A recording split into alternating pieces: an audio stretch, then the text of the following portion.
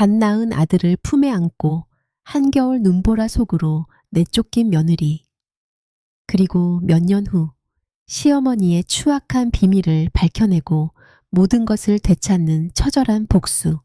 과연 그날 밤 핏덩이 아들을 품에 안고 쫓겨난 며느리에게는 어떤 기막힌 사연이 숨겨져 있었을까요? 자, 오늘의 기막힌 사연 시작합니다. 이 아이는 내 아들의 씨가 아니다. 내년이 다른 사내와 정을 통하고 낳은 더러운 핏줄이란 말이다. 시어머니 윤씨. 부인의 목소리는 한겨울 칼바람보다 더 매섭고 얼음장보다 차가웠습니다. 갓 아이를 낳아 상고의 고통이 차에 가시지도 않은 며느리 소희의 뺨을 거세게 후려치며 내뱉은 말이었습니다. 연 지푸라기 한 장만도 못한 취급을 받으며 소희는 차가운 방바닥으로 나뒹굴었지요. 그녀의 품에는 태어난 지 사흘도 되지 않은 핏덩이 아들이 새근새근 잠들어 있었습니다. 어머님, 어찌 그런 억울한 말씀을 하십니까? 이 아이는 분명 서방님의 아이입니다. 하늘이 알고 땅이 아는 사실입니다. 소희는 피눈물을 삼키며 애원했지만 윤씨 부인의 눈에는 일말의 동정심조차 없었습니다. 그녀는 갓 태어난 아이의 팔을 거칠게 잡아채더니 소매를 걷어 올리고는 소희의 얼굴 앞에 들이밀며 악을 썼습니다. 이것을 보아라. 우리 최씨 가문의 장손에게 대대로 내려오는 세잎 클로버 모양의 반점이 이 아이에게는 없지 않느냐. 이것이 바로 내년이 부정을 저질렀다는 하늘의 증거다. 당장 이 더러운 것들을 내 집에서 내치지 못할까. 그 말은 소희에게는 청천벽력과도 같았단 말입니다.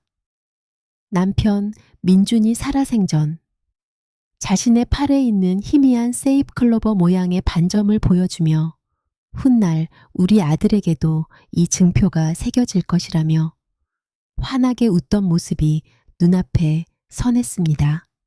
허나 어찌 된 일인지 제 아들에게는 그 반점이 보이지 않았던 것이지요.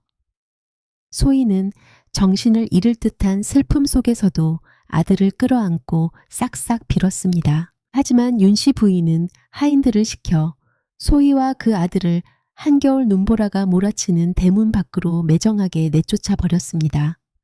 혹겹의 산후 조리복 차림으로 제 몸 하나 가누기도 힘든 소희가 핏덩이를 품에 안고 대문 앞에 쓰러져 울부짖었으나 굳게 닫힌 대문은 끝내 열리지 않았습니다. 그날 밤 마을 사람들은 담장 너머로 들려오는 소희의 처절한 통곡 소리를 들으며 혀를 찼지만 누구 하나 감히 윤씨 부인의 서슬 퍼런 기세에 맞서 나서는 이가 없었답니다. 대체 이 기구한 운명의 여인에게는 어떤 일이 있었던 걸까요? 시간은 1년 전. 온 마을 처녀들의 부러움을 한몸에 받으며 명문가 최씨 집안으로 시집오던 그 화려했던 혼례식 날로 거슬러 올라갑니다. 소희는 본디 몰락한 양반가의 딸이었으나 그 미모와 어진 마음씨는 널리 알려져 있었습니다. 맑은 호수 같은 눈동자와 오똑한 콧날, 그리고 복사꽃처럼 은은한 미소를 지닌 그녀를 본 최씨 가문의 아들 민주는 첫눈에 반하고 말았지요. 민주는 당시 고을에서 가장 이름난 가문의 외아들로 학문이 깊고 성품이 온화하여 모든 이의 칭송을 받는 인재였습니다. 두 사람의 혼인은 그야말로 선남선녀의 결합이라며 온 마을의 축복을 받았지요. 혼인 후의 삶은 꿈결처럼 행복했습니다. 남편 민주는 소희를 지극정성으로 아꼈고 소희 또한 남편을 공경하며 시부모님을 정성껏 모셨습니다. 비록 시어머니인 윤씨 부인이 살갑게 대하지는 않았으나 겉으로는 며느리에 대한 불만을 드러내지 않았기에 소희는 그저 자신의 노력이 부족한 탓이라 여기며 더욱 시댁을 위해 헌신했단 말입니다. 그러던 어느 날 민주는 소희의 손을 잡고 자신의 팔뚝에 있는 희미한 반점을 보여주었습니다. 소희야, 이것을 보시오. 우리 가문 남자들에게만 대대로 내려오는 세이클로버 모양의 반점이요. 아버지께도 있고 내게도 있으니 훗날 우리가 낳을 아들에게도 분명 이 증표가 있을 것이요. 그 말을 하는 민준의 얼굴은 미래에 대한 희망으로 가득 차 있었습니다. 소희는 남편의 말을 가슴 깊이 새기며 언젠가 태어날 아이를 상상하며 행복한 미소를 지었지요. 하지만 그 행복은 그리 오래가지 못했습니다.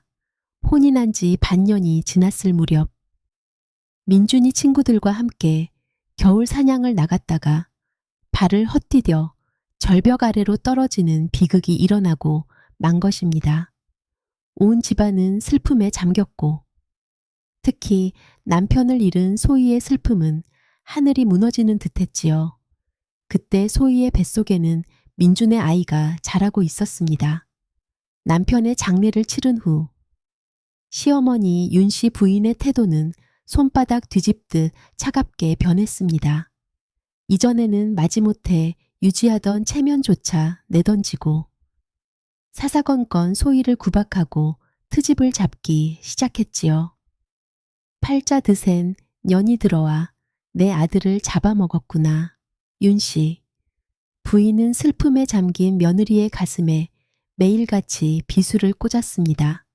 아들을 잃은 슬픔을 모두 며느리 탓으로 돌리며 그녀를 집안의 재앙 덩어리 취급했단 말입니다. 소희는 뱃속의 아이를 생각하며 모든 수모를 묵묵히 견뎌냈습니다. 이 아이가 남편이 남긴 유일한 혈육이니 반드시 건강하게 낳아 훌륭히 키워내는 것이 남편에 대한 마지막 도리라 굳게 믿었기 때문이지요. 10달이 차고 길고 긴 상고 끝에 소희는 옥동자를 낳았습니다. 아이의 울음소리가 방 안에 울려 퍼지는 순간 소희는 남편 생각에 눈물을 흘리면서도 가문의 대를 이었다는 안도감에 젖었습니다. 하지만 그 안도감도 잠시 문을 박차고 들어온 윤씨 부인은 아이를 보자마자 그 작은 팔을 잡아채 확인하더니 이내 악귀와 같은 얼굴로 돌변하여 소희에게 씻을 수 없는 누명을 씌우고 만 것이었습니다. 눈보라가 몰아치는 대문 앞에 버려진 소희는 생각했습니다. 이것은 꿈일 것이라고. 아무리 모질고 독한 시어머니라지만 어찌 제 아들의 핏줄을 내칠 수 있단 말인가. 헌아품 안에서 느껴지는 아들의 온기와 살을 애는 듯한 추위는 이것이 잔인한 현실임을 똑똑히 알려주고 있었습니다. 과연 소희와 그녀의 아들은 이 혹독한 시련을 이겨내고 살아남을 수 있을까요? 그리고 그 반점 속에 숨겨진 진실은 무엇이었을까요? 오늘 이야기가 앞으로 어떻게 전개될지 궁금하시다면 부디 채널을 구독하시어 다음 이야기를 놓치지 마시길 바랍니다. 여러분의 구독과 따뜻한 응원이 저에게는 가장 큰 힘이 됩니다.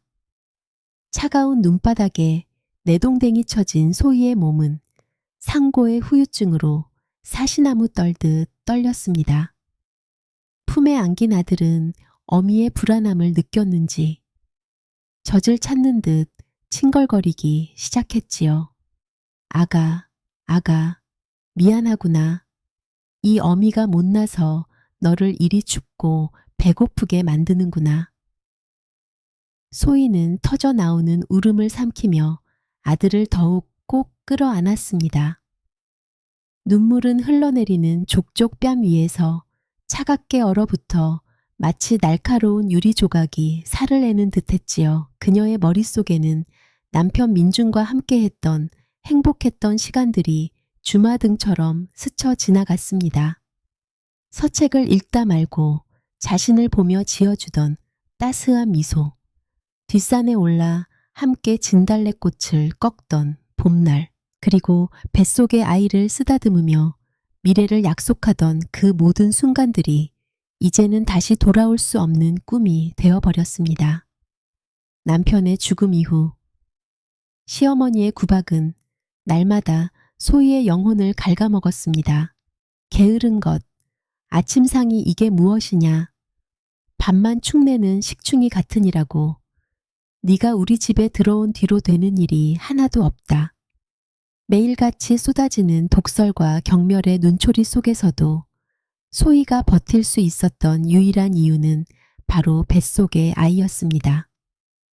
그녀는 만삭의 몸을 이끌고 새벽같이 일어나 얼음장 같은 우물물을 길어 올리고 커다란 가마솥에 불을 지피며 시댁 식구들의 아침을 준비해야 했습니다. 입덧으로 속이 뒤집히는 와중에도 시어머니는 기름진 음식을 억지로 먹으라 강요했고, 소희가 조금이라도 힘든 기색을 보이면 뱃속의 아이를 핑계로 게으름을 피운다며 모진 타박을 했지요.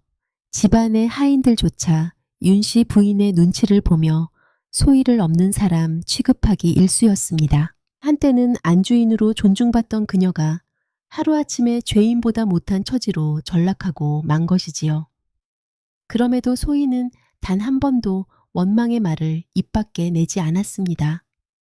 이 모든 것이 자신의 팔자소관이라 여기며 오직 뱃속 아이의 태교에만 힘썼습니다.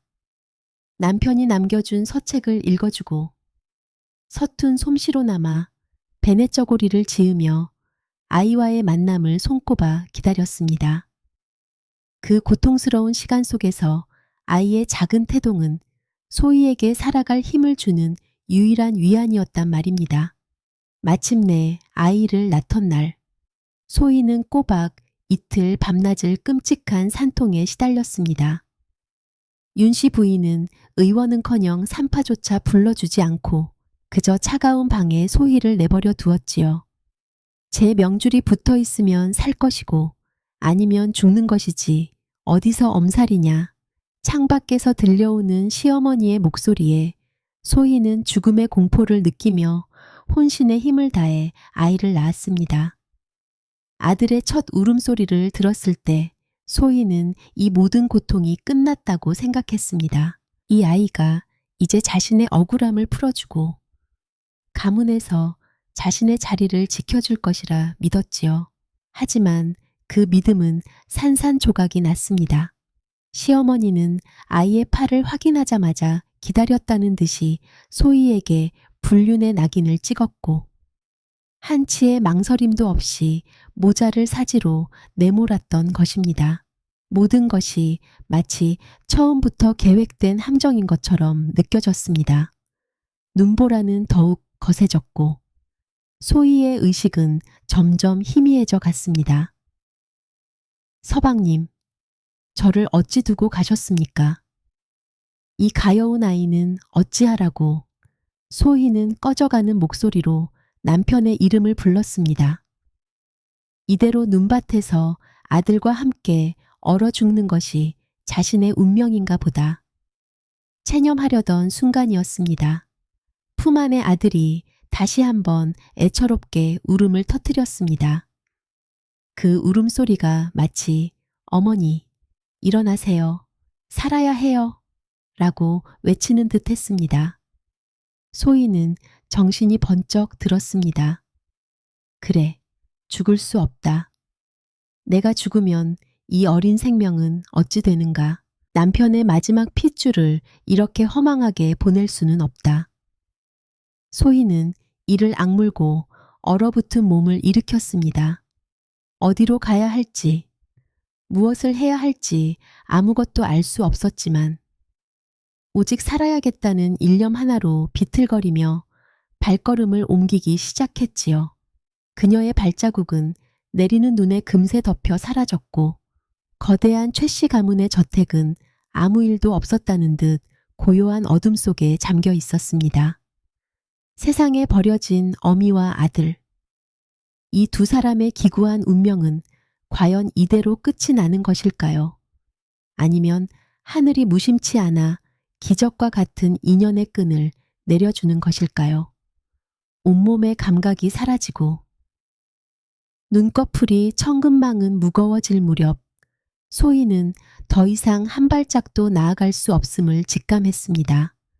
그녀는 길가 낡은 외양간 처마 밑으로 쓰러지듯 몸을 피하고는 마지막 남은 힘을 다해 자신의 저고리를 풀어 아들을 감싸고 또 감쌌습니다. 아가, 부디 너만이라도 살아다오. 이 시기 아득해져 가는 와중에도 그녀의 손은 아들을 품에서 놓지 않았지요. 바로 그때였습니다. 삐걱거리는 소리와 함께 외양간 옆 초가집의 문이 열리더니 등불을 든 노인 한 명이 밖으로 나왔습니다. 이 야심한 밤에 웬 짐승 울음소리가 이리 처량하게 들리는고 노인은 눈을 맞으며 마당을 살피다가 처마 밑에 웅크리고 있는 소희를 발견하고는 소스라치게 놀랐습니다. 아니, 사람이지 않은가 여보게, 마누라 어서 나와보게. 곧이어 안에서 할머니 한 분이 허둥지둥 달려 나왔고 두 노부부는 사색이 되어 쓰러진 소희를 부축해 방 안으로 옮겼습니다.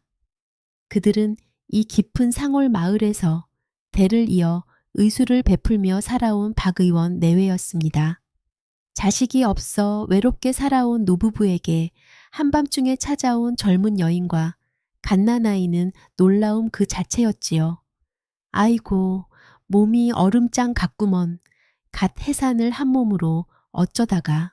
박 의원의 아내는 안타까움에 혀를 차며 급히 더운 물을 가져와 소희의 언 손발을 녹이고 따뜻한 미음을 끓여 조금씩 입에 넣어 주었습니다.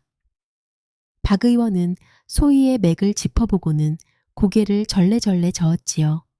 기력이 너무 쇠했어. 오늘 밤을 넘기기가 쉽지 않겠구나. 하지만 노부부는 포기하지 않았습니다. 밤새도록 곁을 지키며 정성껏 간호했지요.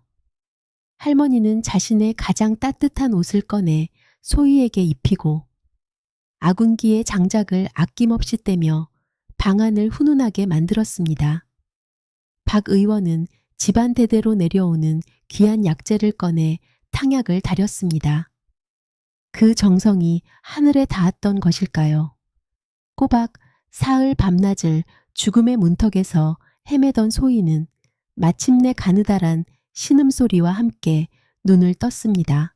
눈앞에 펼쳐진 낯선 풍경과 자신의 곁을 지키고 있는 노부부의 모습에 소희는 어리둥절했습니다. 여기는 저는 목소리가 제대로 나오지 않았습니다. 정신이 드시오 다행이구먼. 다행이야. 하늘이 도왔어. 할머니는 소희의 손을 잡으며 눈물을 글썽겼습니다. 소희는 그제야 자신이 살아났음을 깨닫고 품에 안긴 아들을 확인했습니다. 아이는 노부부의 보살핌 덕에 뽀얀 얼굴로 새근새근 잠들어 있었지요. 소희는 자신들을 구해준 노부부 앞에 머리를 조아리며 눈물로 감사를 표했습니다. 그리고 자신의 기구한 사연을 털어놓기 시작했지요. 남편의 죽음과 시어머니의 모진 구박, 그리고 억울한 누명을 쓰고 쫓겨난 일까지. 모든 이야기를 들은 박 의원 내외는 함께 분노하고 눈물을 흘리며 소희를 위로했습니다. 세상에 어찌 그런 악독한 사람이 있단 말인가. 가여운 것, 그동안 얼마나 고생이 많았느냐. 노부부는 소희와 그녀의 아들, 지호에게 갈 곳이 없다는 것을 알고는 기꺼이 자신들의 집에 머물게 했습니다. 우리에게는 자식이 없네. 자네와 이 아이를 하늘이 보내주신 선물이라 생각하고 함께 살면 어떻겠나. 소희는 노부부의 따뜻한 마음에 또 한 번 눈물을 쏟았습니다. 그렇게 소희와 지호의 새로운 삶이 시작되었습니다. 소희는 노부부를 친부모처럼 모시며 은혜에 보답하고자 했습니다. 그녀는 본디 영특하고 손재주가 좋았기에 박 의원의 아내에게 굳은 집안일은 물론 바느질과 길쌈을 금세 배워냈습니다. 또한 어깨너머로 박 의원이 약초를 다듬고 탕약을 다리는 것을 보며 의술에 대한 지식도 하나둘씩 익혀나갔지요. 그녀는 박 의원을 따라 산에 올라 약초를 캐고 그 효능과 쓰임새를 밤늦도록 책을 보며 공부했습니다. 아들 지호를 키우면서 익힌 의술은 그녀에게 큰 도움이 되었습니다. 아들 지호는 노부부의 사랑과 어머니의 정성 속에서 무럭무럭 건강하게 자라났습니다. 비록 아버지는 없었지만 지호는 누구보다 밝고 총명한 아이로 성장했지요. 소희는 지호가 잠들 때면 아들의 팔을 쓰다듬으며 생각했습니다. 비록 지금은 남편의 누명을 벗겨주지 못하고 이렇게 숨어 살고 있지만 언젠가 우리 지호가 장성하면 반드시 모든 진실을 밝히고 아버지의 명예를 되찾아 주리라. 이 세월은 흘러 5년이라는 시간이 지났습니다. 소희는 이제 웬만한 병은 진맥하고 처방할 수 있을 정도의 의술을 갖추게 되었고 그녀의 따뜻한 마음씨와 뛰어난 솜씨는 산골 마을 사람들에게 널리 알려졌습니다. 한편 대문 밖 세상에서는 어떤 일들이 벌어지고 있었을까요? 먼 길을 떠났던 시아버지 최 대감이 마침내 집으로 돌아오고 있었으니 이는 또 다른 운명의 서막을 알리는 것이었단 말입니다. 최 대감은 임금의 명을 받아 5년이라는 긴 세월 동안 먼 변방을 돌며 국경을 안정시키는 중책을 맡고 있었습니다. 그는 강직하고 청렴한 성품으로 널리 존경받는 인물이었으나 그에게도 한 가지 큰 근심이 있었으니 바로 부인 윤 씨의 탐욕스럽고 이기적인 성품이었지요. 그는 늘 아들 민준에게 너의 어미는 재물에 대한 욕심이 과하니 네가 가장으로서 중심을 잘 잡아야 한다고 가르쳤습니다. 며느리 소희를 처음 보았을 때 그는 그녀의 총명하고 어진 성품에 크게 만족하며 아들의 짝으로 더할 나위 없다고 생각했지요. 오랜 임무를 마치고 마침내 집으로 돌아오는 최 대감의 발걸음은 가벼웠습니다. 이제는 모든 관직을 내려놓고 사랑하는 아들 내외 그리고 어쩌면 이미 태어났을지도 모를 손주와 함께 여생을 보내리라 다짐하며 집으로 향했지요. 그러나 그를 맞이한 것은 기쁨이 아닌 하늘이 무너지는 듯한 비보였습니다. 대감마님, 어서 오십시오. 평소와 달리 침통한 분위기의 집안과 눈물 범벅이 된 채 자신을 맞이하는 부인 윤 씨의 모습에 최 대감은 불길한 예감을 느꼈습니다. 부인, 이게 어찌 된 일이오? 민준이는 어디 있어? 윤 씨는 남편의 옷자락을 붙잡고 땅을 치며 통곡하기 시작했습니다. 서방님, 우리 민준이가 죽었습니다. 그 말에 최 대감은 눈앞이 캄캄해졌습니다. 하나뿐인 아들이, 그토록 자랑스럽고 늠름했던 아들이 죽었다니. 그는 비틀거리는 몸을 겨우 가누며 자초지종을 물었습니다. 윤 씨는 기다렸다는 듯이 준비해둔 거짓말을 눈물과 함께 쏟아냈습니다. 며느리, 그 요망한 것이 문제였습니다. 민준이가 죽고 난 뒤 그 아이가 글쎄 다른 사내와 눈이 맞아 배가 불러오지 않았겠습니까? 제가 그 꼴을 참아 볼 수가 없어 아이를 낳기만 하면 내치리라 마음먹고 있었는데 태어난 아이를 보니 우리 가문의 증표인 반점조차 없더이다. 제 눈으로 그 부정을 확인하고 나니 더 이상 그 더러운 것들을 집에 둘 수가 없어 내쫓았습니다. 모든 것이 제 불찰입니다. 제가 며느리를 잘못 들인 탓에 우리 가문이 이런 끔찍한 일을 당했습니다. 윤 씨는 마치 자신이 가장 큰 피해자인 양 억울함을 토로하며 대성통곡했습니다. 아들의 죽음과 가문의 대가 끊겼다는 충격에 빠진 최대감은 한동안 아무 말도 할 수 없었습니다. 그는 사랑채에 홀로 앉아 며칠 밤낮을 식음을 전폐하며 슬픔에 잠겼지요. 하지만 시간이 지나고 슬픔이 조금 가라앉자 최대감의 머릿속에 의문이 싹트기 시작했습니다. 아무리 생각해도 소희는 그런 부정한 짓을 저지를 아이가 아니었습니다. 그녀의 맑은 눈빛과 단정한 행실은 결코 거짓일 수 없다고 그는 믿었지요. 또한 부인 윤 씨의 평소 성품을 생각하면 그녀가 과연 며느리의 부정을 슬퍼하기만 했을까 하는 의심이 들었습니다. 오히려 아들의 죽음을 빌미로 눈엣 가시였던 며느리를 내쫓고 집안의 재산을 독차지하려는 속셈은 아니었을까. 반점이 없었다고 그것이 어찌 부정을 저질렀다는 증거가 될 수 있단 말인가. 혹 반점은 시간이 지나야 나타나는 것일 수도 있지 않은가. 최 대감은 부인의 말을 곧이곧대로 믿을 수가 없었습니다. 그는 아들과 손주를 잃은 슬픔보다 어쩌면 자신의 핏줄이 억울한 누명을 쓰고 어디선가 고통받고 있을지도 모른다는 생각에 더욱 가슴이 찢어지는 듯 했습니다. 그날 이후 최 대감은 남몰래 며느리와 손주의 행방을 찾기 시작했습니다. 그는 믿을 만한 하인 몇몇을 풀어 전국 방방곡곡을 수소문하게 했지요. 5년 전 갓난아기를 안고 집에서 쫓겨난 젊은 여인을 찾으라. 행색이 초라하고 몹시 굶주렸을 것이다. 하지만 5년이라는 세월은 너무나 길었습니다. 눈보라치던 그 밤 이후 소희의 행적은 어디에서도 찾을 수 없었습니다. 마치 세상에서 증발해버린 것 같았지요. 시간이 흐를수록 최 대감의 마음은 타들어 갔습니다. 윤 씨 부인은 남편이 며느리를 찾는 것을 눈치채고는 옆에서 교묘하게 방해를 놓았습니다. 대감, 아직도 그 부정한 연에게 미련을 버리지 못하셨습니까?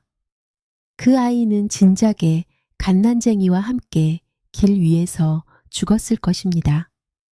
이제 그만 잊으시고 가문의 대를 이을 양자나 들이시지요.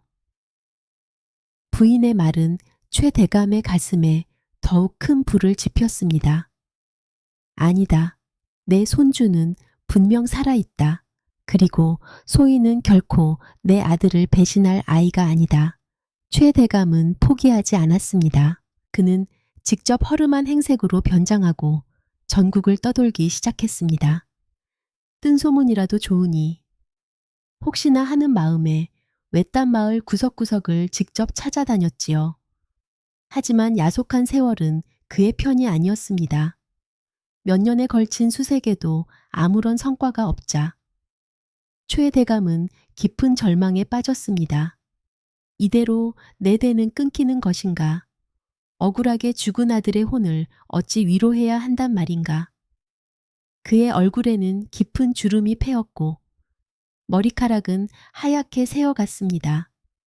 과연 간절한 그의 바람은 하늘에 닿을 수 있을까요? 운명의 수레바퀴는 그도 모르는 사이 아주 가까운 곳에서 서서히 움직이고 있었으니 말입니다.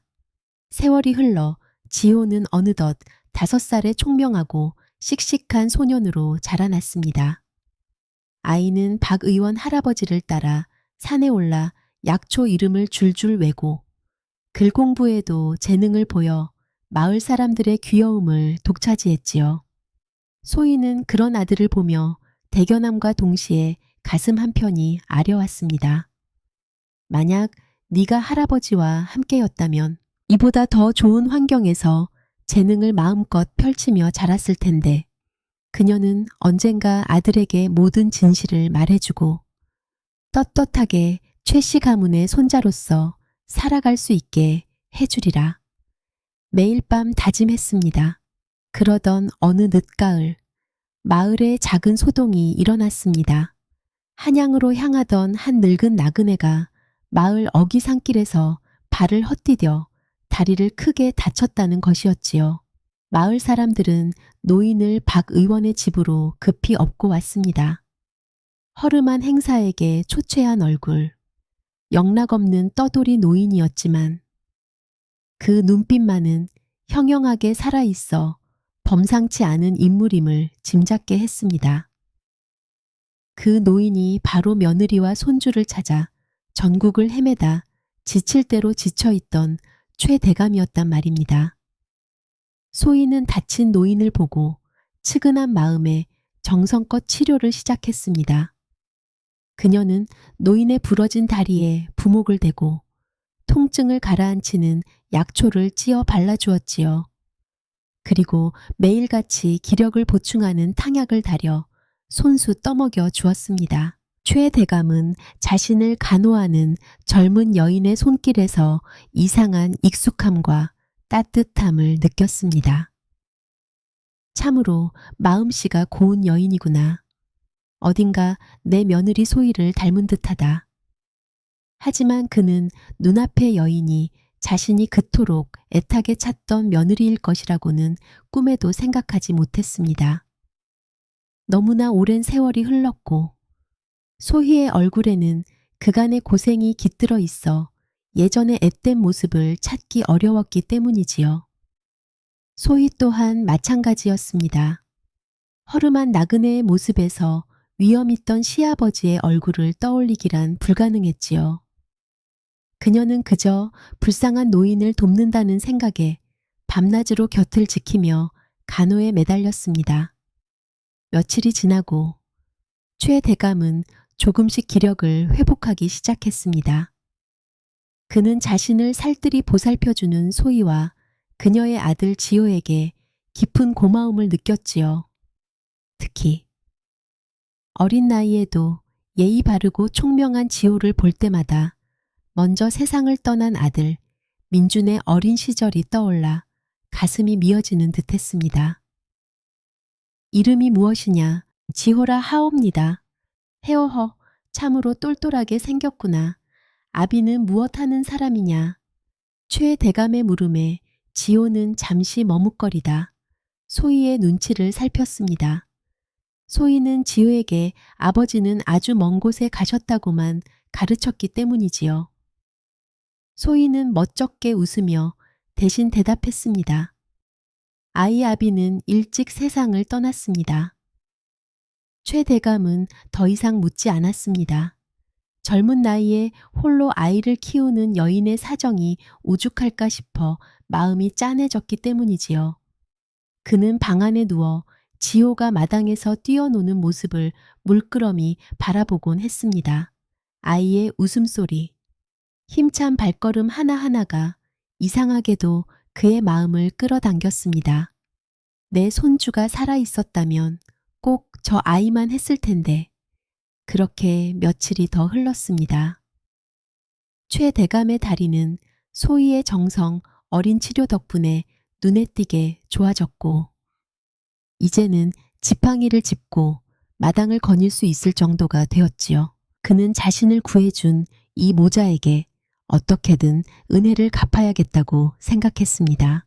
내가 비록 가진 것은 없는 늙은이지만 한양에 돌아가면 꼭 후한 보답을 하겠소. 소희는 그저 손을 내저으며 말했습니다. 어르신께서 건강을 되찾으시는 것이 저에게는 가장 큰 보답입니다. 최 대감은 소희의 겸손하고 어진 마음에 다시 한번 감탄했습니다. 어지러운 세상 속에서 이토록 맑은 심성을 가진 사람을 만난 것이 행운처럼 느껴졌지요. 그는 이제 떠날 채비를 해야겠다고 생각하며 마지막으로 이 고마운 모자의 얼굴을 눈에 담아두려 했습니다. 하지만 운명은 그가 이대로 떠나는 것을 허락하지 않았습니다. 바로 다음 날 그의 인생을 송두리째 뒤흔들 믿을 수 없는 사건이 일어나게 될 터였으니 말입니다. 인연의 끈은 참으로 질기고도 오묘하여 아무리 멀리 떨어져 있어도 결국 만날 사람은 만나게 되는 법인가 봅니다. 때로는 가장 절망적인 순간에 찾아오는 작은 친절 하나가 꽉 막혔던 운명의 물줄기를 터뜨리는 기적이 되기도 하지요. 그날 오후 최 대감은 퇴마루에 앉아 따스한 가을 햇살을 쬐며 책을 읽고 있었습니다. 마당에서는 지호가 나무 막대기를 칼삼아 휘두르며 신나게 뛰어놀고 있었지요. 이놈, 악당아 내 칼을 받아라. 아이의 낭랑한 목소리가 조용한 산골 마을에 활기를 더했습니다. 소희는 부엌에서 저녁 준비를 하며 흐뭇한 미소로 그 모습을 바라보고 있었습니다. 평화롭고 단란한 풍경, 그것은 소희가 지난 5년간 꿈꿔왔던 삶의 모습이었지요. 그런데 바로 그때였습니다. 너무 신나게 뛰어놀던 탓일까요? 지호가 그만 마당의 돌부리에 걸려 크게 넘어지고 말았습니다. 으앙, 아이의 울음소리에 놀란 소희와 최 대감이 동시에 마당으로 달려 나갔습니다. 지호야, 괜찮으냐? 소희가 급히 아이를 일으켜 세웠습니다. 다행히 크게 다친 곳은 없어 보였지만 넘어지면서 나뭇가지에 긁혔는지 아이의 오른쪽 팔 소매가 길게 찢어져 있었습니다. 그리고 그 찢어진 옷 소매 사이로 아이의 하얀 팔뚝이 드러났습니다. 최 대감은 무심코 아이의 팔을 들여다보다가 그 자리에서 숨을 헙 들이마시고 말았습니다. 그의 눈이 믿을 수 없다는 듯 커졌고 온몸이 돌처럼 굳어버렸습니다.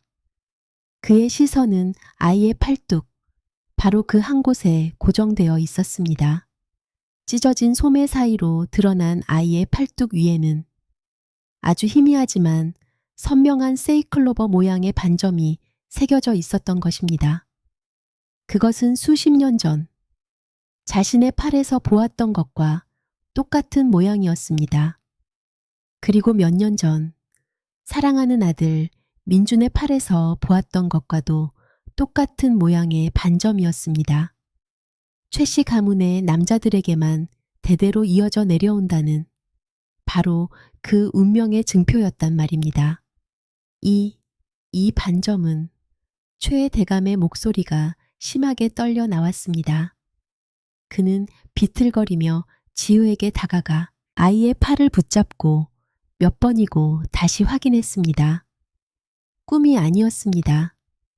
자신의 눈앞에 있는 5살 난 이 소년의 팔에 자신의 핏줄임을 증명하는 명백한 증거가 새겨져 있었습니다. 할아버지, 왜 그러세요? 많이 아파요. 지호가 눈물을 글썽이며 묻자 최 대감은 아이의 물음이 들리지 않는 듯 멍하니 반점만 내려다 보았습니다. 그의 머릿속은 수만 가지 생각으로 뒤엉켜 혼란스러웠습니다. 이 아이가 내 손주란 말인가? 그렇다면 저 여인은?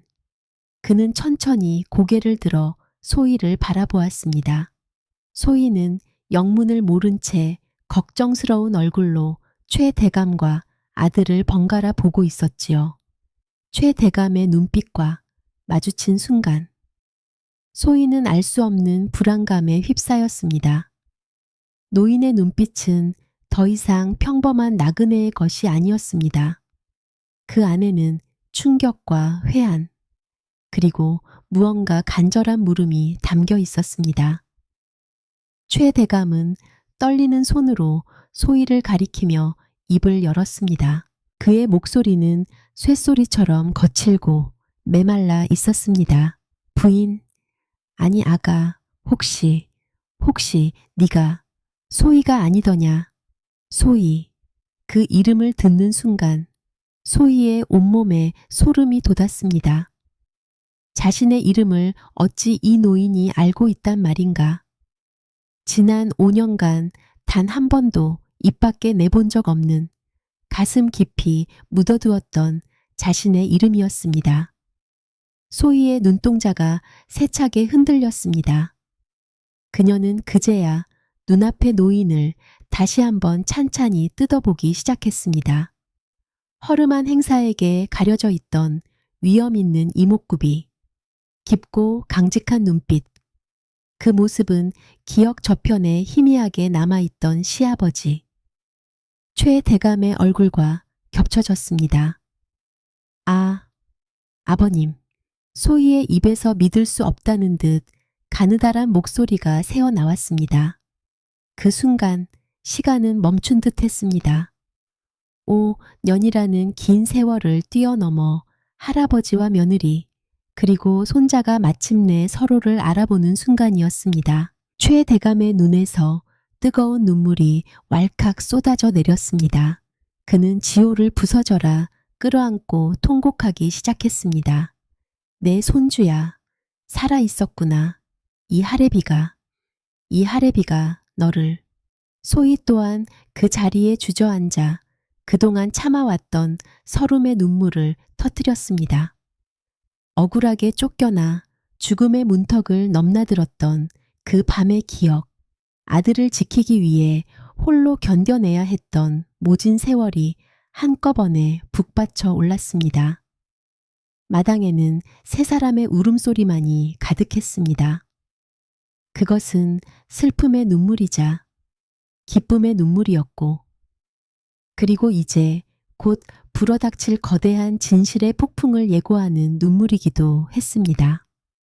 과연 이 눈물의 재회 뒤에는 어떤 거대한 음모가 숨겨져 있었던 것일까요? 그날 밤 박 의원의 작은 초가집 방 안에서는 촛불이 밤늦도록 꺼지지 않았습니다. 최 대감과 소희는 마주 앉아 지난 5년간 서로에게 쌓였던 이야기를 풀어놓기 시작했지요. 최 대감은 먼저 자신이 어떻게 이곳까지 오게 되었는지를 설명했습니다. 아들이 죽었다는 소식을 듣고 집으로 돌아왔을 때의 절망감, 부인의 말을 믿을 수 없어 남몰래 며느리와 손주를 찾아 헤맸던 기나긴 세월, 그리고 그 과정에서 겪었던 숱한 고생과 절망을 담담히 털어놓았습니다. 이야기를 듣는 내내 소희는 흐르는 눈물을 주체할 수 없었습니다. 자신을 그토록 믿어주고 찾아 헤매던 시아버지가 있었다는 사실에 가슴 깊은 곳에서부터 뜨거운 것이 올라왔습니다. 그녀는 자신이 겪었던 모든 일을 낱낱이 고하기 시작했습니다. 남편이 죽은 뒤 돌변한 시어머니의 태도, 만삭의 몸으로 겪어야 했던 모진 구박, 그리고 마침내 반점이 없다는 말도 안 되는 이유로 갓난아들과 함께 눈보라 속으로 내쫓겨야 했던 그날 밤의 참상을 말입니다. 소희의 이야기가 이어질수록 최 대감의 얼굴은 분노로 굳어져 갔습니다. 그의 두 주먹은 부들부들 떨렸고 눈에서는 불꽃이 이는 듯했습니다. 반점이 없다는 이유로 그 추운 겨울밤에 갓 해산한 너와 내 핏줄을 사지로 내몰았단 말이냐. 그럴 수가. 짐승도 제 새끼에게는 그리하지 않는 법인데 최 대감은 자신의 어리석음을 통탄했습니다. 어찌하여 그런 악독한 여인의 말을 잠시나마 믿었던가. 어찌하여 내 아들이 죽고 난 뒤 그 모든 재산을 부인에게 맡겨두었던가. 그는 소희 앞에 깊이 머리를 숙였습니다. 아가, 이 늙은이의 죄가 크다. 내가 좀 더 일찍 진실을 알아보지 못하여 너희 모자를 이리 고생시켰구나. 이 죄를 어찌 다 갚아야 할지 모르겠다. 소희는 황급히 고개를 저으며 시아버지를 일으켜 세웠습니다. 아닙니다, 아버님. 이제라도 이렇게 다시 뵙게 되었으니 그것만으로도 저는 여한이 없습니다. 하늘이 저희를 가엾게 여겨 아버님을 보내주신 것입니다. 한참 동안 서로를 위로하던 두 사람은 문득 한 가지 중요한 사실을 깨달았습니다. 바로 지호의 반점에 관한 것이었지요. 그런데 아가, 어찌 된 일이냐? 지호의 반점은 어미인 너도 몰랐던 것이냐? 최 대감의 물음에 소희는 고개를 갸웃거렸습니다. 예, 아버님, 저도 오늘 처음 보았습니다. 아이가 태어났을 때 시어머니께서 확인했을 때는 분명 아무것도 없었습니다. 그 때문에 제가 쫓겨나기까지 했는데 어찌하여 이제 와서 반점이 나타난 것인지 저도 도무지 알 수가 없습니다. 두 사람은 깊은 생각에 잠겼습니다. 최 대감은 가문의 오래된 기록들을 떠올렸습니다. 내가 어릴 적 선조들의 이야기를 들은 기억이 난다. 우리 가문의 반점은 태어날 때부터 뚜렷하게 보이는 경우도 있지만 간혹 몸이 약하거나 기운이 부족하면 몇 년이 지나서야 서서히 나타나는 경우도 있다고 하더구나. 아마도 지호가 바로 그런 경우였을 게다. 네가 힘든 환경에서 아이를 낳고 또 아이가 어릴 적 고생을 많이 하여 이제야 그 증표가 드러난 것이 틀림없다. 그 순간 모든 퍼즐 조각이 맞춰지는 듯했습니다. 윤씨 부인은 며느리를 내쫓기 위해 반점이 없다는 것을 핑계로 삼았지만 그것은 처음부터 완전한 거짓이거나 혹은 섣부른 판단에 근거한 악의적인 모함이었던 것입니다. 그녀는 어쩌면 반점이 나중에 나타날 수도 있다는 사실을 알면서도 자신의 탐욕을 채우기 위해 며느리와 손주를 희생시킨 것일지도 모릅니다. 최 대감의 머릿속에 섬광처럼 또 다른 의심이 스쳐 지나갔습니다. 그렇다면 민준이의 죽음은 과연 사고였을까? 아들의 죽음과 며느리를 내쫓은 시점이 너무나 절묘하게 맞아떨어졌습니다. 만약 윤 씨가 처음부터 가문의 재산을 노리고 있었다면 가장 큰 걸림돌은 바로 아들 민준과 그의 뒤를 이을 손주였을 것입니다. 아가, 민준이가 사냥을 나갔던 그날 혹 이상한 점은 없었느냐? 평소와 다른 행동을 하거나 누군가와 다투는 것을 본 적은 없느냐? 최 대감의 날카로운 질문에 소희는 그날의 기억을 더듬기 시작했습니다. 특별한 것은 없었습니다만 다만 그날 아침 떠나기 전 서방님께서 먼 친척뻘 되는 윤서방과 잠시 다투는 듯한 모습을 보았습니다. 윤서방은 평소 행실이 좋지 않아 시어머니께서 유독 감싸고 돌던 사람이었는데 그날따라 서방님께 무언가를 끈질기게 요구하는 듯 보였습니다. 서방님께서는 단호하게 거절하셨고 두 사람 사이에 잠시 험한 말이 오가는 것 같았습니다. 윤서방, 최 대감은 그 이름을 똑똑히 기억했습니다. 윤씨 부인의 먼 친척으로 허구한 날 집에 드나들며 돈을 빌려가던 파렴치한 자였습니다. 그리고 그날 사냥에도 민준과 동행했던 인물 중 하나였지요. 거대한 음모의 실체가 서서히 그 모습을 드러내고 있었습니다. 진실은 생각보다 훨씬 더 추악하고 끔찍할지도 모른다는 예감이 최 대감의 등골을 서늘하게 만들었습니다. 이제 더 이상 망설일 시간이 없었습니다. 모든 것을 제자리로 돌려놓고 억울하게 죽은 아들의 원혼을 달래주어야 했습니다. 다음 날 최 대감은 소희와 지호를 데리고 박 의원 내외에게 작별 인사를 고했습니다. 두 분의 은혜는 평생 잊지 않겠습니다. 조만간 제가 사람을 보내 후히 보답하겠습니다. 노부부는 눈물을 흘리며 세 사람의 앞날을 축복해 주었지요. 최 대감은 한양으로 돌아가는 대신 인근의 큰 고을로 향했습니다. 그리고 그곳에서 비밀리에 자신의 신복들을 불러 모았지요. 그는 가장 먼저 5년 전 아들 민준의 사냥에 동행했던 사람들의 행적을 낱낱이 조사하라고 명했습니다. 특히 그 중에서도 윤서방이라는 자를 집중적으로 감시하라고 지시했지요. 신복들의 조사는 신속하고 은밀하게 이루어졌습니다. 그리고 며칠 뒤 충격적인 보고가 올라오기 시작했습니다. 민준이 죽은 직후 빈털터리였던 윤서방이 갑자기 큰 돈을 손에 쥐고 노름판을 전전하며 흥청망청 살기 시작했다는 것이었습니다. 그 돈의 출처는 바로 윤씨 부인이었습니다. 윤씨 부인은 남편 몰래 집안의 재물을 빼돌려 윤서방에게 건네주었고 두 사람이 단순한 친척 관계 이상으로 매우 가까운 사이라는 소문이 파다하다는 것이었지요. 결정적인 증거는 사냥에 동행했던 한 늙은 포수의 입에서 나왔습니다. 그는 처음에는 입을 열기 두려워했지만 최 대감의 끈질긴 설득과 신변 보호 약속에 마침내 그날의 진실을 털어놓았습니다.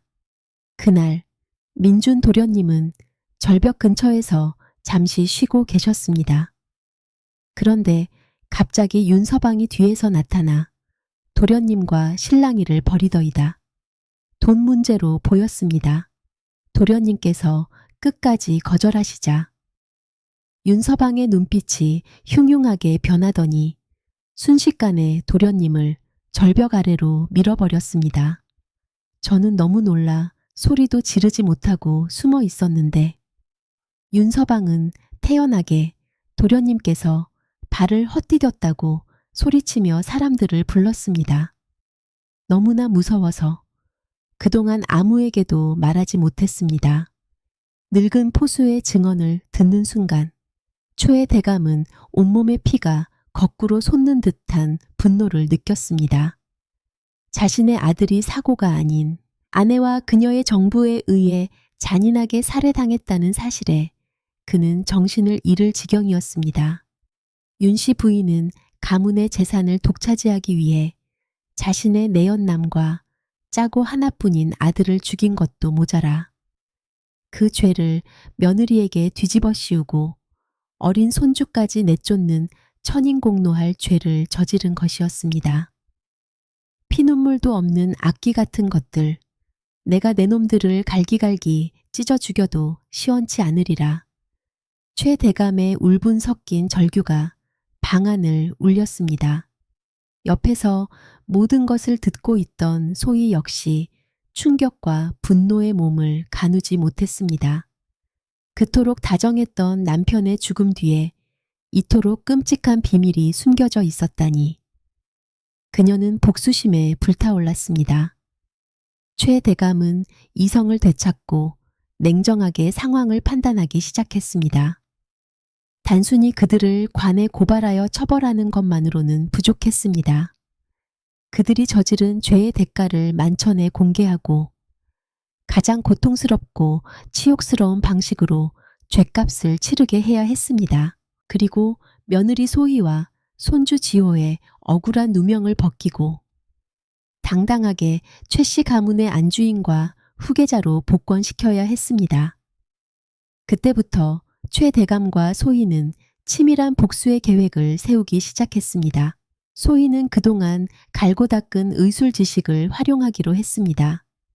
그녀는 사람의 정신을 혼미하게 만들고 환각을 보게 하는 특수한 약초에 대해 이야기했지요. 최 대감은 소희의 계획에 감탄하며 자신의 권력과 재력을 총동원하여 그녀를 돕기로 했습니다. 계획의 첫 단계는 윤씨 부인을 안심시키는 것이었습니다. 최 대감은 신복을 통해 집에 서신을 보냈습니다. 오랜 수색에도 며느리의 흔적을 찾지 못했소. 이제 모든 것을 체념하고 당신의 뜻대로 양자를 들여 가문의 대를 잇겠소. 며칠 뒤 양자 후보들을 데리고 집으로 돌아갈 것이니 가문의 큰 어른들과 친척들을 모두 모아 성대한 잔치를 준비하시오. 서신을 받은 윤씨 부인은 뛸 듯이 기뻐했습니다. 마침내 모든 것이 자신의 뜻대로 되어가고 있다고 확신했지요. 눈의 가시였던 며느리와 손주는 죽었거나 영원히 사라졌고 이제 자신이 고른 허수아비 양자를 내세워 남은 평생을 부귀영화를 누리며 살 수 있게 된 것입니다. 그녀는 의심의 여지 없이 남편의 말을 믿고 자신의 승리를 자축하기 위해 그 어느 때보다 화려하고 성대한 잔치를 준비하기 시작했습니다. 윤서방 역시 잔치에 초대받아 의기양양하게 그날을 기다렸지요. 그들은 자신들의 발밑에 얼마나 무서운 지옥의 구렁텅이가 파헤쳐지고 있는지 전혀 알지 못한 채 마지막 만찬을 향해 걸어가고 있었단 말입니다. 마침내 잔칫날이 밝았습니다. 최 씨 가문의 대저택은 이른 아침부터 문전성시를 이루었습니다. 조정의 높은 벼슬아치들부터 먼 친척들까지 최 대감이 직접 주최하는 잔치에 참석하기 위해 전국 각지에서 사람들이 모여들었지요. 윤 씨 부인은 가장 화려한 비단옷을 차려입고 집안의 안주인으로서 손님들을 맞이하며 가식적인 미소를 흘렸습니다. 그녀의 옆에는 윤서방이 마치 집안의 주인이라도 된 양 거들먹거리며 서 있었지요. 잔치의 분위기가 무르익고 모두의 관심이 과연 누가 최 씨 가문의 새로운 양자가 될 것인지에 쏠려 있을 때였습니다. 대감마님 행차시오. 하인의 외침과 함께 최 대감이 모습을 드러냈습니다. 그런데 그의 모습이 어딘가 이상했습니다. 양자 후보들을 데리고 오겠다던 그는 웬 허름한 차림의 여인과 어린아이의 손을 잡고 나타난 것입니다. 사람들은 수군거리기 시작했고 윤 씨 부인의 얼굴은 순간 당혹감으로 굳어졌습니다. 하지만 그녀는 이내 표정을 관리하며 남편에게 다가갔습니다. 대감, 이들은 누구입니까? 양자는 어디에 있습니까? 최 대감은 부인을 차갑게 밀쳐내고 모든 하객들이 들을 수 있도록 우렁찬 목소리로 외쳤습니다. 모두 주목하시오. 오늘 내가 여러분을 이 자리에 모신 것은 양자를 소개하기 위함이 아니오. 바로 5년 전 억울한 누명을 쓰고 쫓겨났던 내 며느리와 죽은 줄로만 알았던 내 유일한 손주를 여러분께 소개하기 위함이오. 그의 말이 끝나자마자 장내는 물을 끼얹은 듯 조용해졌습니다.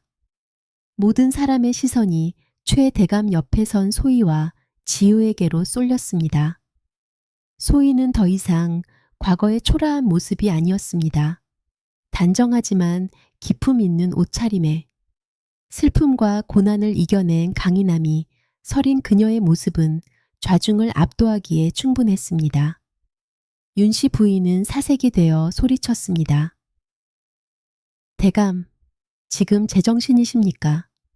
저 부정한 것들을 다시 집안에 들이다니요. 저 아이는 우리 핏줄이 아닙니다. 닥치거라. 이 악독한 거사. 최 대감의 불호령이 터져 나왔습니다.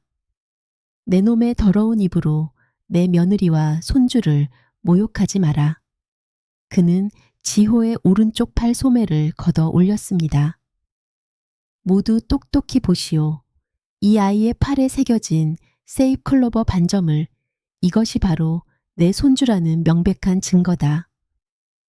사람들은 지호의 팔에 있는 선명한 반점을 보고 경악을 금치 못했습니다. 윤 씨 부인은 믿을 수 없다는 듯 뒷걸음질 쳤습니다. 말도 안 돼. 그때는 분명 없었어. 하늘이 무섭지도 않으냐. 최 대감은 그날 사냥에 동행했던 늙은 포수를 앞으로 불러냈습니다. 포수는 모든 사람 앞에서 그날 절벽에서 있었던 일을 눈물로 증언했습니다. 윤서방이 민준을 살해하는 장면을 똑똑히 목격했다고 말입니다. 장례는 순식간에 아수라장이 되었습니다. 윤서방은 얼굴이 하얗게 질려 도망치려 했지만 이미 대기하고 있던 최 대감의 신복들에게 붙잡히고 말았지요. 이제 모든 시선은 윤 씨 부인에게로 향했습니다. 내 인연, 이제 내 놈의 죄를 실토할 차례다. 내 놈이 정부와 짜고 내 아들을 죽이고 며느리에게 누명을 씌워 내쫓은 모든 죄를. 하지만 윤 씨 부인은 끝까지 발뺌했습니다. 거짓말입니다. 저 늙은이가 노망이 나서 헛것을 본 것입니다. 저는 아무것도 모릅니다. 그녀가 악을 쓰며 자신의 결백을 주장하는 순간 소희가 앞으로 나섰습니다. 그녀의 손에는 작은 찻잔이 들려 있었지요. 어머님, 마지막으로 제가 올리는 차를 한 잔 받으시지요. 소희는 찻잔을 윤씨 부인에게 건넸습니다. 윤씨 부인은 의심의 눈초리를 보내면서도 여러 사람이 보는 앞에서 차를 거절할 수는 없었기에 마지못해 찻잔을 받아 단숨에 마셨습니다. 그것이 바로 소희가 준비한 마지막 한 수였습니다. 차 속에는 사람의 정신을 혼미하게 만들고 죄책감을 자극하여 마음속 깊이 숨겨둔 비밀을 털어놓게 만드는 특수한 약초가 들어 있었지요. 잠시 후 약 기운이 퍼지자 윤씨 부인의 눈이 흐리멍덩해지기 시작했습니다. 그녀는 헛것을 보기 시작했고 죽은 민준의 환영이 자신을 노려보는 듯한 착각에 빠졌습니다. 민준아, 내가 잘못했다. 내가 너를 죽였다. 그 재산이 모두 내 것이 될 줄 알았는데. 소희, 전현만 없었으면 모든 것이 완벽했는데 내가 너를 죽이고 전현을 내쫓았다. 내가 그랬어. 윤씨 부인은 모든 하객들 앞에서 자신의 죄를 술술 자백하기 시작했습니다. 그 추악하고 끔찍한 진실이 그녀의 입을 통해 만천에 드러나는 순간이었습니다. 윤씨 부인의 끔찍한 자백에 잔치에 모인 모든 사람들은 경악을 금치 못했습니다. 아무리 재물에 눈이 멀었다고 한들 어찌 친아들을 죽이고 며느리와 손주에게 그런 끔찍한 죄를 뒤집어 씌울 수 있단 말인가. 사람들은 윤씨 부인을 향해 경멸과 분노의 손가락질을 해댔고 그녀는 결국 실성한 사람처럼 웃다 울다를 반복하며 그 자리에 쓰러지고 말았습니다. 최 대감은 차가운 눈으로 그 모습을 내려다보며 명했습니다.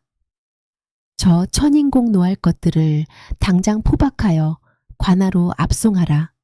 국법에 따라 가장 엄한 벌을 받게 할 것이다. 윤씨 부인과 윤서방은 하인들에 의해 질질 끌려나가며 마지막까지 발악했지만 그들의 비참한 말로에 동정을 보내는 사람은 아무도 없었습니다. 결국 두 사람은 대역죄인으로 판결받아 가장 고통스러운 형벌을 받고 생을 마감했다고 전해집니다. 모든 소동이 끝난 뒤 최 대감은 하객들 앞에 소희와 지호를 다시 한번 소개했습니다. 이제 이 아이, 소희가 우리 최씨 가문의 진정한 안주인이자 이 아이 지호가 유일한 후계자다. 오늘 이후로 누구든 이들을 업신여기거나 지난 일로 험담하는 자가 있다면 내 결코 용서치 않을 것이다. 그의 위엄 있는 선언에 모두가 고개를 숙이며 새로운 안주인과 후계자를 인정했습니다. 그렇게 소희는 5년 만에 자신의 명예와 자리를 되찾았습니다. 그녀는 자신을 괴롭혔던 시댁의 하인들을 벌하지 않고 너그러이 용서해 주었습니다. 또한 시어머니가 탐욕으로 쌓아 올렸던 재물의 상당 부분을 굶주리는 백성들을 위해 나누어 주며 덕을 베풀었지요. 그녀의 현명하고 자비로운 성품은 널리 알려져 모든 이의 존경을 한몸에 받는 대갓집 마님으로 거듭났습니다. 아들 지호는 할아버지 최 대감의 극진한 사랑과 어머니 소희의 올바른 가르침 속에서 훌륭한 청년으로 성장했습니다. 그는 훗날 과거에 급제하여 높은 벼슬에 올랐고 할아버지처럼 강직하고 청렴하며 어머니처럼 백성을 아끼는 어진관리로서 이름을 떨쳤다고 합니다. 최 대감은 모든 것을 되찾은 뒤에도 자신을 구해준 박 의원 내외의 은혜를 잊지 않았습니다. 그는 직접 상월 마을을 찾아가 노부부에게 큰 절을 올리고 남은 여생을 편안히 보낼 수 있도록 넓은 집과 전답을 마련해 주었지요. 세월이 흘러 사람들은 잔혹했던 윤 씨 부인의 악행을 잊어갔지만 억울한 누명 속에서도 끝까지 희망을 잃지 않고 마침내 진실을 밝혀낸 며느리 소희의 이야기는 오랫동안 마을 사람들의 입에 오르내렸습니다. 하늘은 스스로 돕는 자를 돕고 진실은 언젠가 반드시 밝혀지는 법이라는 것을 이보다 더 잘 보여주는 이야기가 어디 있겠습니까? 옛 어른들이 이르기를 아무리 짙은 어둠이라도 한 줄기 촛불을 이길 수 없고 아무리 교묘한 거짓이라도 결국 진실의 빛 앞에서는 그 추악한 모습을 드러내게 된다고 하셨습니다. 지금 당장 억울하고 힘든 시간을 보내고 있더라도 소희처럼 꺾이지 않는 용기와 희망을 잃지 않는다면 언젠가는 반드시 모든 것이 제자리를 찾는 날이 올 것입니다. 죄를 지은 자는 반드시 그에 상응하는 벌을 받게 되는 것, 이것이 바로 변치 않는 하늘의 이치일 것입니다. 지금까지 부족한 이야기꾼의 목소리를 끝까지 경청해 주신 어르신이 계신다면 잘 들었다는 따뜻한 말씀 한마디를 댓글로 남겨주시겠습니까? 여러분의 그 소중한 말씀 한마디가 저에게는 세상 무엇보다 큰 보람이자 기쁨이 됩니다. 귀한 시간 함께 해주셔서 진심으로 감사드립니다.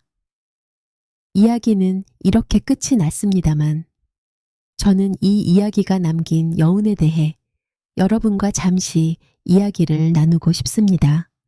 오늘 들려드린 이 이야기는 물론 제가 창작한 허구의 이야기입니다. 하지만 그 안에 담긴 삶의 교훈과 가치는 오늘을 살아가는 우리에게도 깊은 울림을 주기에 교육적인 목적으로 만들어졌음을 먼저 말씀드립니다.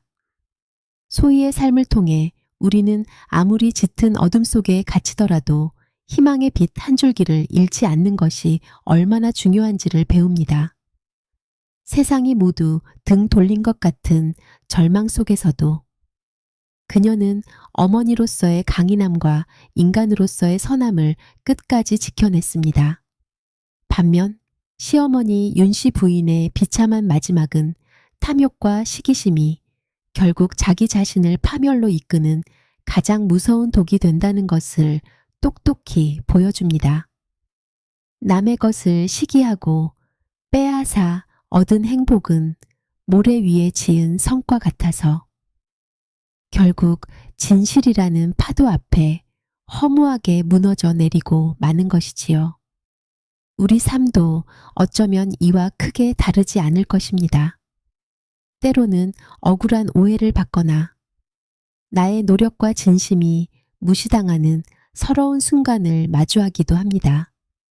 그럴 때마다 좌절하고 세상을 원망하기보다는 소희처럼 묵묵히 자신의 길을 걸으며 선함을 잃지 않는다면 시간은 반드시 우리의 편이 되어줄 것입니다.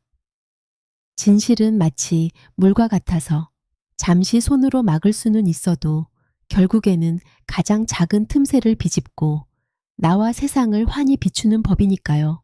또한 초의 대감이나 박 의원 내외의 모습은 절망 속에서 내미는 작은 온정의 손길 하나가 한 사람의 인생을 구원하고 꽉 막혔던 운명의 물줄기를 터뜨리는 기적이 될 수 있다는 따뜻한 인간적 가치를 우리에게 일깨워줍니다.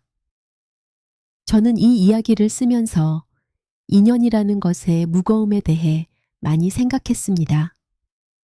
핏줄이라는 것은 단순히 피가 섞인 관계가 아니라고 봅니다.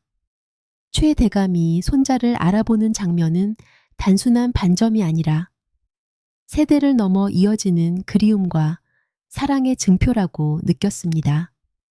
소희가 겪은 고통은 너무나도 가슴 아팠습니다. 하지만 그녀는 결코 원망만으로 자신을 채우지 않았습니다. 오히려 의술을 배우고 아들을 훌륭히 키워내며 스스로 빛나는 존재가 되었습니다. 이것이 바로 진정한 복수이자 가장 아름다운 승리라고 생각합니다. 악행은 결국 썩어 문드러지지만 선한 의지와 노력으로 쌓아 올린 성은 결코 무너지지 않습니다. 우리가 어떤 상황에서도 인간다움을 잃지 말아야 하는 이유가 바로 여기에 있습니다. 이 이야기가 여러분의 마음에 작은 위로가 되었기를 진심으로 바랍니다. 오늘 이야기에 대한 여러분의 소중한 생각과 느낌을 댓글로 남겨주신다면 저에게는 더없는 큰 기쁨과 보람이 될 것입니다. 부디 구독과 좋아요로 저희 채널에 따뜻한 온기를 더해주시길 부탁드립니다. 언제나 여러분의 삶에 좋은 이야기로 함께하겠습니다. 진심으로 감사드립니다.